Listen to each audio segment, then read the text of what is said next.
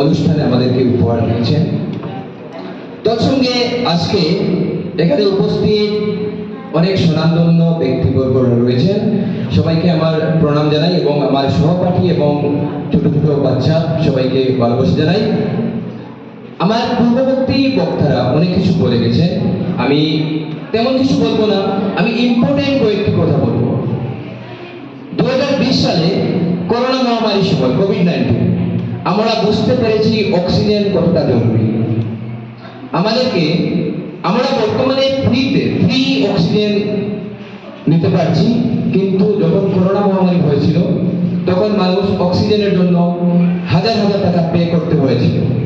কিন্তু বর্তমান সময় যদি আমি বলি, জনসংখ্যা কিন্তু দ্রুত হারে বৃদ্ধি পেয়ে যাচ্ছে।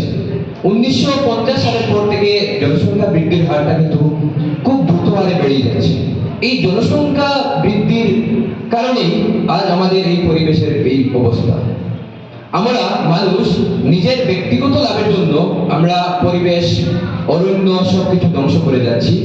কিন্তু আমি যখনই কথা বলি সবসময় একটি কথাই বলি যে আমরা যদি একটি গাছ কাটি কোনো কারণে, তৎসঙ্গে আমরা অন্তত পক্ষে 5টি গাছ রোপণ করব।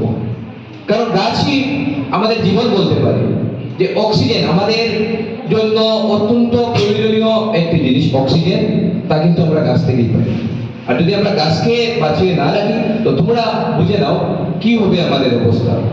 তো আমরা খালি গাছ লাগালেই হবে না। জয়দীপ স্যার অল্প আগে বলেছেন যে বিশ্ব পরিবেশ দিবসের দিন সকালবেলা কেবল কি বৃক্ষরোপণ করা হয়, বিকাল আস্তে আস্তে গাছের চারাই দেখা যায় না। এভাবে করলে হবে না, আমাদের কি করতে হবে, আমাদের গাছপালাগুলোকে যেভাবে রোপণ করতে হবে তৎসঙ্গে সেগুলোর পরিচর্যা এবং যত্ন করতে হবে। তাহলে আমরা একটি সুন্দর পরিবেশ দেখতে পাবো। এবং অশেষ ধন্যবাদ জানাই প্রজেক্ট গ্রিনের টিমের যারা সদস্য রয়েছে, ওনাদের প্রচেষ্টায় আজ আমাদের হাইলাকান্দি অনেক এগিয়ে আছে এবং ওনারা বলছেন যে শিলচরে এই প্রজেক্টটা শুরু হবে। আমি সাধুবাদ জানাই এবং আমি সবাইকে আহ্বান জানাই, অ্যাটলিস্ট আজকের দিনে আমরা কয়েকটি বৃক্ষ রোপণ করবো এবং সংকল্পবদ্ধ হবো যে আমরা